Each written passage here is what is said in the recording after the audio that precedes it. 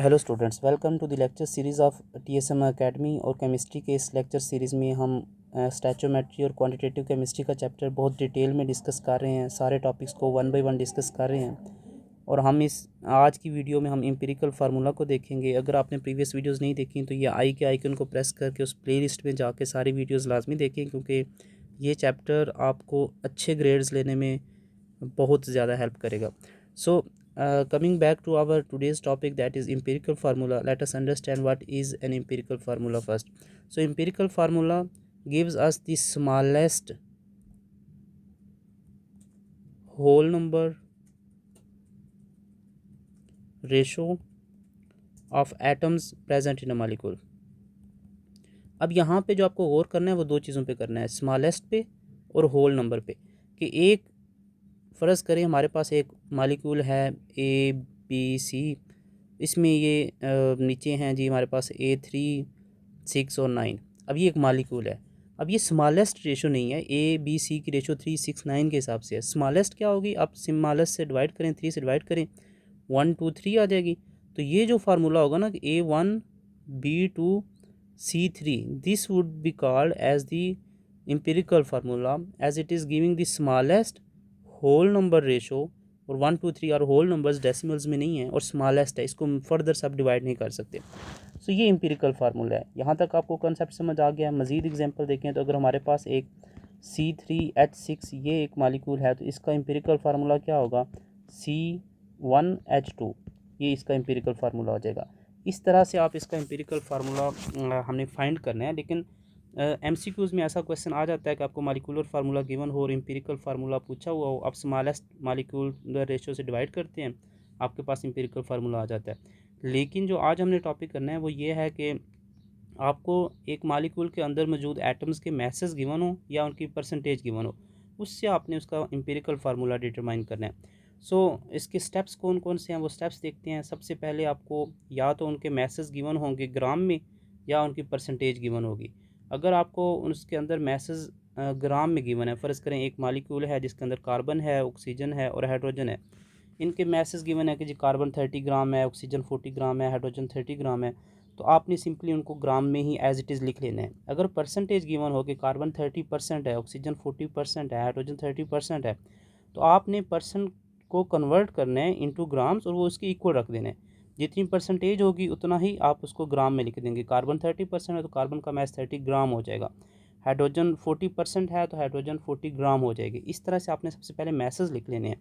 उसके बाद आपको उनके एटॉमिक मैसेज पता होंगे। कार्बन का एटॉमिक मैस 12 है, ऑक्सीजन का 16 है, हाइड्रोजन का 1 है। अगर नहीं पता तो आप पीरियोडिक टेबल से उसको देख सकते हैं। अब जो नेक्स्ट स्टेप होगा वो होगा कि आपने मोल्स फाइंड करने हैं।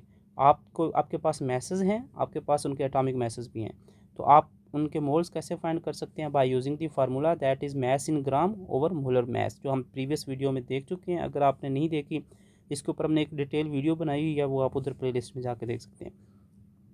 नेक्स्ट स्टेप इज़ कि आपके पास अब जो मोल्स हैं, अब फ़र्ज़ करें इनका हमने डिवाइड किया, हमारे पास मोल्स आ गए जी 3, 6, 9।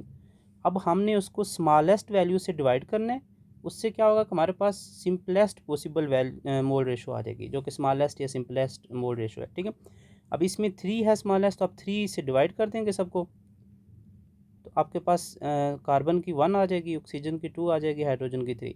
तो आप ये जो सिंपलेस्ट मोल रेशो है उसको आपने होल नंबर में लिख लेना है और हर सिंबल के नीचे लिख देना है, तो आपके पास एम्पिरिकल फार्मूला आ जाएगा। अभी ये कंसेप्ट हमने देख ली हैं। पहले स्टेप में हमारे पास मैस गिवन होगा या परसेंटेज गिवन होगी, हम मैस लिख लेंगे, फिर मोलर मैसेस को या एटॉमिक मैसेस को डिवाइड करके मोल रेशो आ जाएगी, उसको हमने स्मॉलेस्ट वैल्यू से डिवाइड करेंगे तो हमारे पास सिंपलेस्ट रेशो आ जाएगी, उसको होल नंबर में सिंबल्स के नीचे लिख देंगे तो आपके पास एम्पिरिकल फार्मूला आ जाएगा।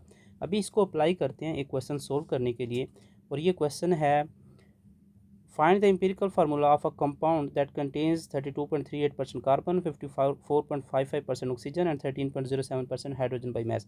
What would be the first step? First step would be to write the masses in gram, जो कि इस परसेंटेज के इक्विवेलेंट होंगे। कार्बन कितना हो जाएगा 32.38 ग्राम, ऑक्सीजन 54.55 ग्राम, हाइड्रोजन 13.07 ग्राम। यहाँ पे इसका सोल्यूशन भी है तो हम इसको देख सकते हैं। स्टेप ये है कि एज्यूम करें टोटल 100 ग्राम है, उसको परसेंटेज को ग्राम में लिख लेंगे, तो जितनी परसेंटेज है उतने ही ग्राम्स लिख लिया हमने। Step number 2, step number 2 is to find the number of moles, और फार्मूला यूज़ होगा कि मास इन ग्राम ओवर मोलर मास या एटॉमिक मास। तो अब 30 कार्बन है तो 32.38 ग्राम है मास, और उसका जो एटॉमिक मास होता है वो 12 यूज़ करते हैं।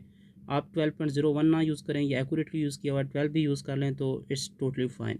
आपने डिवाइड किया तो इसके मोल्स इतने आ गए। सिमिलरली ऑक्सीजन के एटॉमिक मास को उसके मोलर मास या एटॉमिक मास से डिवाइड किया तो इतने मोल्स आ गए। हाइड्रोजन के मास इन ग्राम को आपने उसके एटॉमिक मास से डिवाइड किया तो आपके पास मोल्स इतने आ गए। अब ये आपके पास मोल्स आ गए हैं उन तीनों एटम्स के। तो नेक्स्ट स्टेप क्या था कि आपने स्मॉलेस्ट वैल्यू से डिवाइड करेंगे सबको, तो आपके पास सिंपलेस्ट रेशो आ जाएगी। तो स्मॉलेस्ट वैल्यू इसमें 2.698 है, इससे हम तीनों को डिवाइड करेंगे। तो ये देखिए हमने यहाँ पे किया हुआ है, उससे हमने सबको डिवाइड किया 2.698 से, तो आपके पास सिंपलेस्ट रेशो आ गई है इस तरह से। नेक्स्ट स्टेप क्या है कि हमने इसको होल नंबर में लिखना है।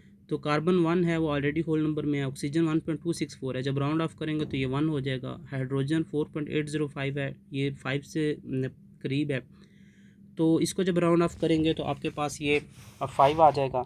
इस तरह से आपके पास ये सिंपलेस्ट होल नंबर रेशो आ गया। स्टेप नंबर 5 क्या है कि आपने सिंबल्स के नीचे एज अ सब्सक्रिप्ट आपने उनके लिख देने हैं कि कार्बन है तो उसके नीचे 1 को हम नहीं लिखते, ऑक्सीजन है तो उसके नीचे 1 वो भी नहीं लिखते, हाइड्रोजन है तो उसके नीचे 5, तो COH5 या इसको हम CH5O भी लिख सकते हैं। तो ये आपका एम्पिरिकल फार्मूला है। इस तरह से आप किसी भी कंपाउंड का एम्पिरिकल फार्मूला फाइंड कर सकते हैं, अगर आपको सिर्फ उनकी परसेंटेज गिवन हो या उनका मैथ्स गिवन हो। तो अगर आपको ये लेक्चर अच्छे तरीके से समझ आ गया है, बेनिफिट दिया है आपको इस लेक्चर ने, तो आप इस वीडियो को लाइक करें, अपने फेलोज़ के साथ शेयर लाजमी करें, और इस चैनल को सब्सक्राइब कर लें, क्योंकि आगे आने वाली वीडियोस बहुत इंपॉर्टेंट होंगी आपको एग्ज़ाम्स में अच्छा ग्रेड लेने में। और अगली वीडियो में हम देखेंगे कि एम्पिरिकल फार्मूला से मॉलिक्यूलर फार्मूला कैसे कैलकुलेट करते हैं, और वो आप इस चैनल को सब्सक्राइब कर लें ताकि आपको नोटिफिकेशन मिल जाए। Thank you.